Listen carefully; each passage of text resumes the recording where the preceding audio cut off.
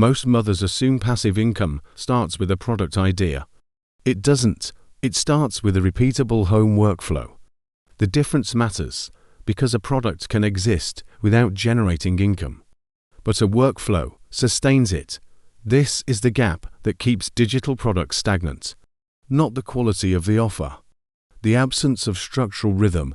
You can have a great course, a useful template, a thoughtful workbook, but if there is no weekly system to maintain visibility, optimize delivery, and refine client perception, the product becomes invisible, not because it failed, because it was never embedded into operational reality. Let's reframe what a repeatable workflow actually means. Not a launch calendar, not a content batch day.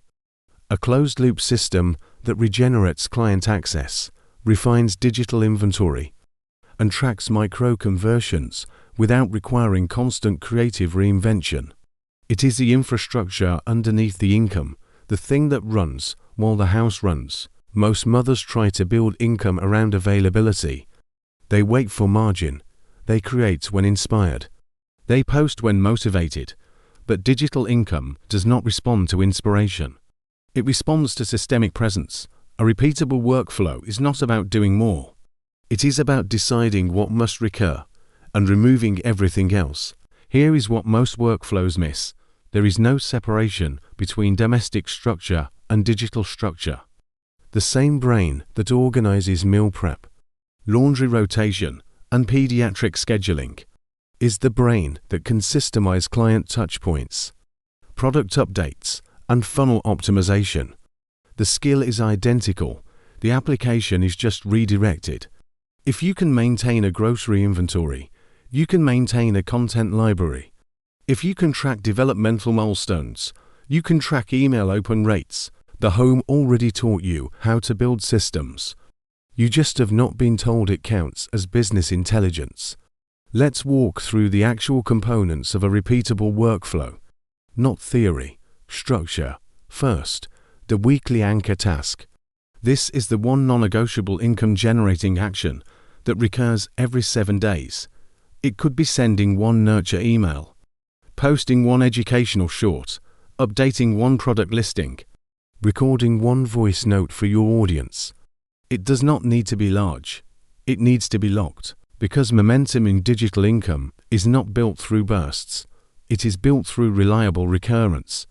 The system needs to know it will be fed every week, without exception. Second, the monthly product audit.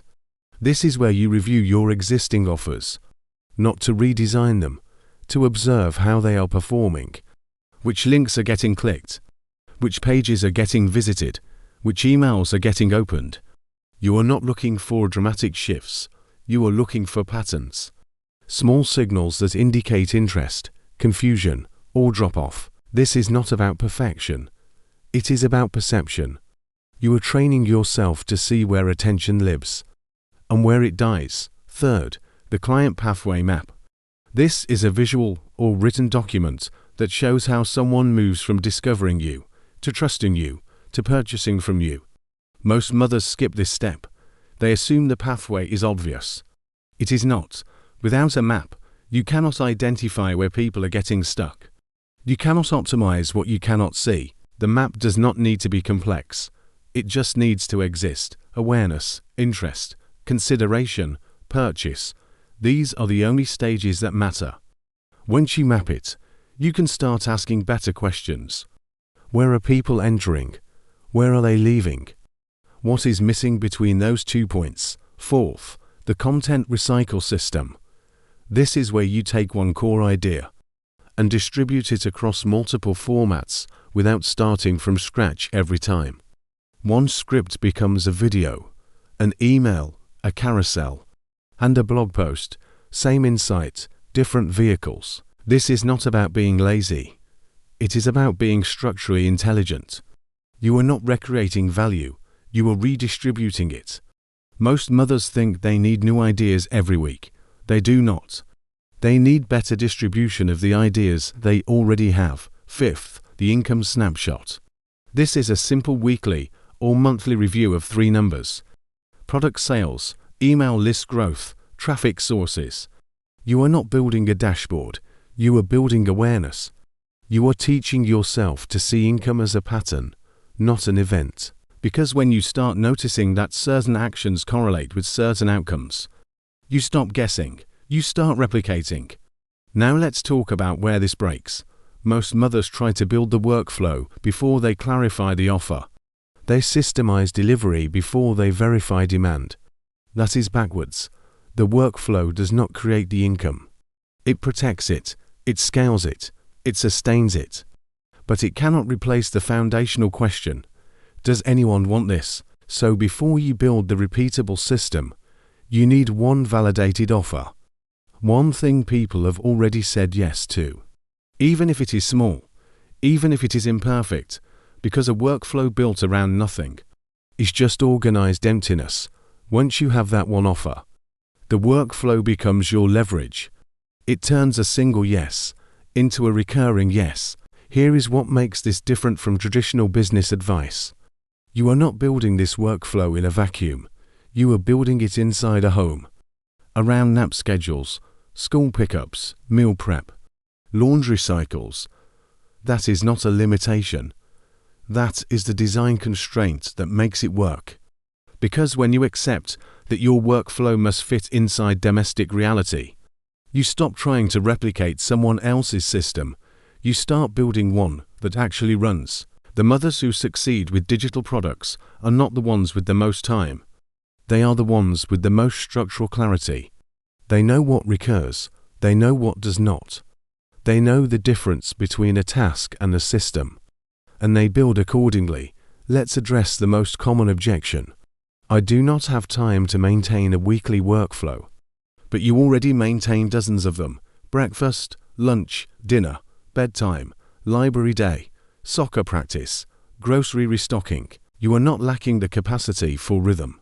You are lacking permission to treat income generation as worthy of the same structural commitment. The workflow does not ask for more time. It asks for redirected attention, 15 minutes a week. On the same day, at the same time, is enough to anchor a repeatable system. Not because 15 minutes is magic. Because consistency is. Now here is the part most people miss. The workflow is not just operational, it is psychological. Every time you complete the weekly anchor task, you are proving to yourself that income generation is not theoretical. It is behavioral. You are building trust with your own capacity. And that trust, over time, becomes the foundation for scaling. Because you cannot grow what you do not believe you can sustain. One more thing, the repeatable workflow does not eliminate creativity. It protects it. When you know your system will run, you stop operating in panic mode. You stop scrambling for content. You stop second-guessing your offers. You create from clarity, not desperation. That shift alone changes the quality of what you build. If you are building a home-based digital product business, you need a system that reflects the operational intelligence you already use every day. A tool like Notion can function as your central workflow hub. You can build a content library, a product tracker, a client pathway map, and a weekly task anchor all in one place. It is not about adding complexity. It is about consolidating clarity. You do not need a new skill set. You need a new frame for the skill set you already have. The repeatable home workflow is not about working more. It is about working inside a structure that compounds. And once that structure exists, income stops feeling accidental. It starts feeling inevitable. Disclaimer: this video is for informational and educational purposes only. It is not financial, legal, or professional advice. Any tools or platforms mentioned are suggested for consideration and are not formal endorsements. Always conduct your own research and consult with a qualified professional before making financial or business decisions.